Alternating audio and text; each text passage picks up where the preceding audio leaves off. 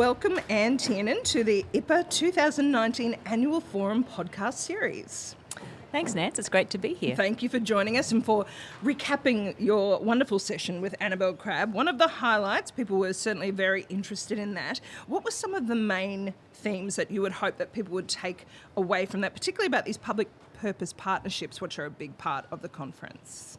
Sure. Well, Annabel is such a popular and insightful political commentator, and I know people were really looking forward to her being here at this important forum. And of course, this is the third one of these that we've done, Nance, since IPA Queensland was rebirthed in 2017. And I sit on the IPA Advisory Council, so it's always very gratifying for me when people both attend and look forward to it. I think it really emphasises the importance of the professional association.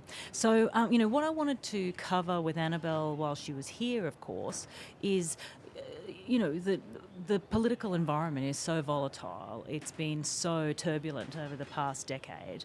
And we really wanted to see what the federal election result looked like from outside of Queensland and what its implications were for the work of public purpose with the unexpected return of the Morrison government. So we talked a bit about the campaign in the first instance because, the diminishing, the context for a lot of the challenges for public purpose work are the decline in trust in political institutions and processes. And interestingly, Kenneth Hayne, who did the Banking Royal Commission, made some comments that were reported today that really captured that rather nicely. So that timing was excellent, even though the speech was given in July. So, I want to talk about the campaign and how the impact of some of the campaign techniques, some of the disruptions and conventions that weren't necessarily observed might have been contributing to some of the distrust. But, mostly I wanted to focus on how the results being interpreted in other places outside of Queensland once we got past all that, hashtag Quexit stuff that you and I have talked about a lot. What is the Morrison government's agenda going to be? What's their style of governing going to be when they ran such a small target? And I think one of the themes that I noticed was there did seem to be some optimism there. Your point that this is really a massive opportunity for influence. Could you expand on that again? Yeah, sure. Well, look, it's very unconventional, okay? So, the Coalition have been the government since 2013. That's 6 years. They are a third-term government. We've had 3 prime ministers, widely expected to lose. But the new prime minister, who left things in train until he won in his own right, actually has a pretty small target agenda. And that's a fantastic opportunity. On the one hand, you could say, they don't have any ideas. Well, okay, but on the other hand, it's an opportunity for influence, not just for bureaucracies, but also for people, communities, places, who voted the way they did, perhaps, to really start to articulate their concerns. The political class is really attuned to something different has happened that we need to understand here. A signal has been sent, and we have to make sense of it. So I think, I think it is a massive opportunity.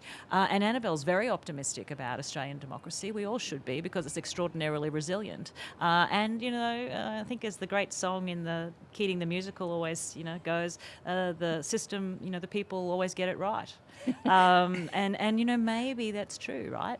And I think sometimes it doesn't do the commentariat any harm to learn that it got things wrong. So I think it's a very interesting time. It never ceases to amaze me how the electorate is constantly underestimated, Anne, I think. Yeah, I think, and we talked a bit about that, right? And there is, most of our politics is filtered through the southern capitals. We got a very clear sense that the issues that were of concern to inner city voters were not resonating with people in other places. It's really showing, Ken Henry as Treasury Secretary used to talk about the two-speed economy. Well, we've now got this, very variegated, spatially differentiated set of experiences going on for people, and that caused them enormous anxiety. So the policy system needs to respond to that. And you mentioned that it really touches on actually quite an international debate about the relevance of the public service as well, and that is something that we need to address. Yeah, there's been an international debate that's been going on for a long time, actually, since the 90s, about the declining, this thesis that the policy capacity of the public service is declining. And I mentioned that, in a time of policy opportunity. The real game is to try and be influential, and that lots of people have been saying to me recently, in my research, look, it's less a failure of capability or capacity and more a failure of influence. So maybe the techniques and strategies of conveying advice or information or analysis aren't contemporary, and we have to think about ways of engaging policymakers, ways of reflecting the concerns of citizens and their experiences of service delivery or of life or affordability challenges or whatever, in a different way. So I think, there's optimism in that, right? Because of the existence of a constitutionally, enabled public service as part of your system of government, you can have those kinds of debates. And the APS review, which Annabel and I talked about quite a bit, is going to land in the next little while. So that's been in the ether for about 2 years. So people are very interested to see what the public service reform agenda, if any, becomes for Prime Minister Morrison. Everybody expected, of course, it might be Labor who'd be taking it up. And that, I suppose, do you find that encouraging too, that that's really, I suppose, what public place partnerships are all about, that importance of the local solutions? It's about responding to that lack of influence. I think it's it's about interpreting the risk of being irrelevant and of not being asked when you think you have something important to offer. And I think most people who are motivated to public purpose work, be that in the public sector, be that in universities, be that in the policy community or a consulting firm, whatever, people want good outcomes for Australia. What does that look like, and how do we start to think about how to mobilise thinking that is relevant for decision makers to act on? And as Dean of Engagement at Griffith University for the Business School, that's part of it as well, is also involving that tertiary university sector. Yeah, and IPA Queensland took a very particular set of decisions, and this has been endorsed by the Queensland Government Leadership Board, to really think about universities as partners in public purpose work, and many of them have become foundation members of the Institute. Queensland's so fortunate to have this network of really high calibre institutions all around the places and spaces we need them to be, not just in the big regional cities, big footprints. Griffith has got dental chairs in Dalby. We've got, a really big footprint across all the communities, James Cook, all throughout the TI. So there's lots and lots of capacity, resources, expertise, students, networks, and I think that's the collaborative governance agenda that IPA Queensland's been so interested in fostering, and that this forum's been a good opportunity to talk about. And you mentioned that importance of empathy as part of that as well, and sort of echoing what Thomas King had spoken about this morning. Yeah, well, Thomas spoke so interestingly this morning, and I know people will enjoy listening if they weren't able to be here. He hit on a number of the themes that are recurring. It's very important to know what it's like for someone to access your service, and that's as important for a university, dare I go out there on a limb, what's the student experience? Well, we have to be concerned about that. There was a time when everybody just thought one size could fit all and people could just lump it. Well, the community expectations have changed. Citizen expectations have changed.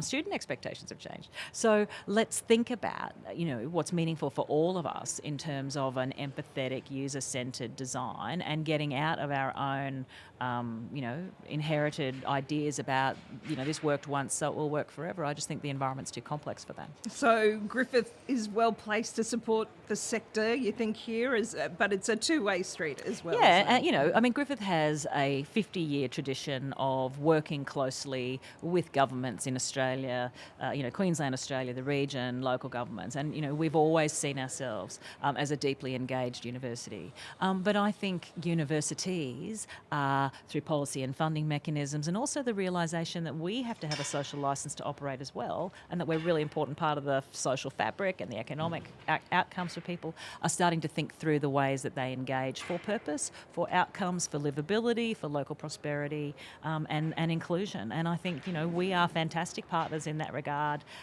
because we're anchor institutions. We're not leaving the communities and places of which we're part. And I think that's an incredibly optimistic agenda. I think I would hope that the Commonwealth Government, as it thinks about its agenda, looks to Queensland's deep experience, expertise, networks, collaborations, some of which are internationally leading, including some of the ones that are based at our Logan campus and elsewhere.